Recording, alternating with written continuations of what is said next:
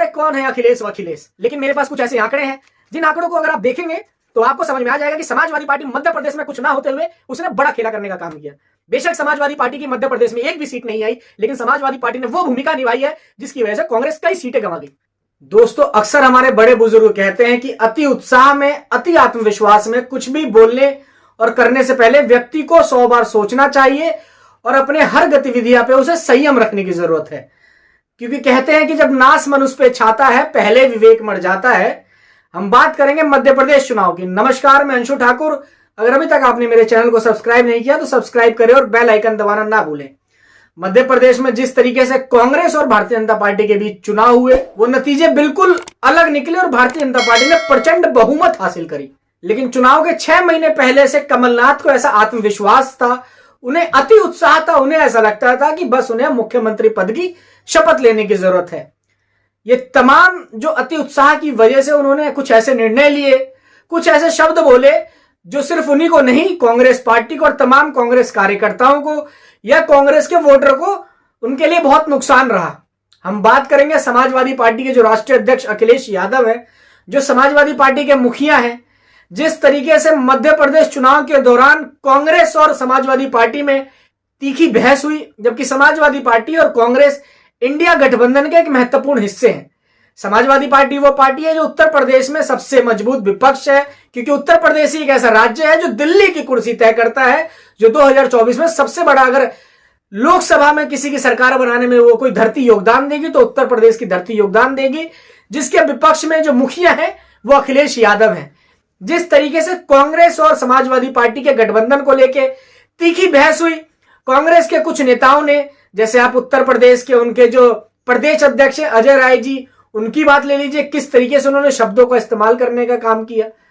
या आप कांग्रेस के जो मध्य प्रदेश के पूर्व मुख्यमंत्री रहे हैं, या जो मुख्यमंत्री प्रत्याशी थे कमलनाथ, जो पूरा मध्य प्रदेश का चुनाव कांग्रेस का चुनाव लीड करने का काम कर रहे थे, उनकी वजह से गठबंधन टूटा। समाजवादी पार्टी को कुछ सीटें देने का वादा किया गया था, जो कि कांग्रेस आलाकमान से उनकी बात नहीं बनी, जिसकी वजह से दोनों पार्टियों के जो आपसी तालमेल है वो बिगड़ गया और जिसका फायदा सीधा सीधा भारतीय जनता पार्टी को हो गया।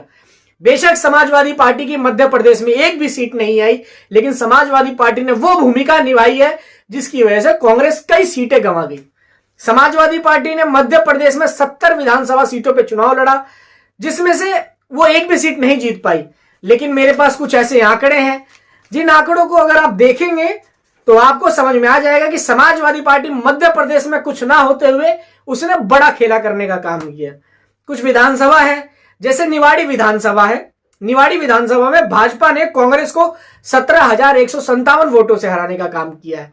लेकिन आप जान के हैरान हो जाएंगे कि इसी विधानसभा में समाजवादी पार्टी को निवाड़ी विधानसभा की जनता ने 32,670 वोट देने का काम किया है। सोचिए, अगर समाजवादी पार्टी और कांग्रेस का गठबंधन होता तो ये तमाम वोट ये सपा कांग्रेस को जाता, जिसके बाद भारतीय जनता पार्टी ये सीट हारने का काम करती। आज यहां कांग्रेस या सपा का विधायक होता। उसके बाद अगर हम चांदला विधानसभा की बात करें, चांदला विधानसभा में भारतीय जनता पार्टी ने कांग्रेस को 15,491 मतों से हराने का काम किया है। यहां पे समाजवादी पार्टी को 24,977 वोट मिले हैं, यानी जितने वोट से कांग्रेस हारी है उससे दोगुना वोट सपा पाई है। इसके बाद अगर हम बात करें, एक राजनगर विधानसभा है, वहां पे कांग्रेस 5,867 वोटों से मात्र भारतीय जनता पार्टी से शिकस्त खाई है। अगर यहां पे हम समाजवादी पार्टी की बात करें तो समाजवादी पार्टी को 6,353 मत मिले। ये तमाम ऐसी विधानसभा है जहां कांग्रेस जितने वोटों से हारी है, या तो उतने वोटों से या उसके दोगुने वोटों से समाजवादी पार्टी को उतने दुगने वोट उसके मिले हैं। इसी तरीके से जतारा विधानसभा है, यह भी ऐसी सीट है जहां भाजपा ने जितने वोटों से कांग्रेस को हराने का काम किया, सपा उससे ज्यादा वोट लेके आई।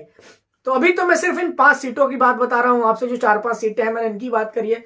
ऐसी तमाम बहुत सारी सीटें हैं जहां मध्य प्रदेश में अगर समाजवादी पार्टी के साथ गठबंधन हो जाता तो शायद जो आज आंकड़ा है हार का, जितने विधानसभा सीटों के हार का आंकड़ा है, यह आंकड़ा कुछ कम होता।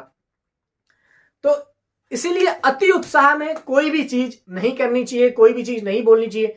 मुझे लगता है कि कमलनाथ ने जिस तरीके से बयान दिया था, अरे कौन है अखिलेश वखिलेश, तो ये अखिलेश वखिलेश के वोटरों ने कमलनाथ जी को एहसास दिलाया कि अखिलेश वखिलेश के वोटर अखिलेश को कितना चाहते हैं।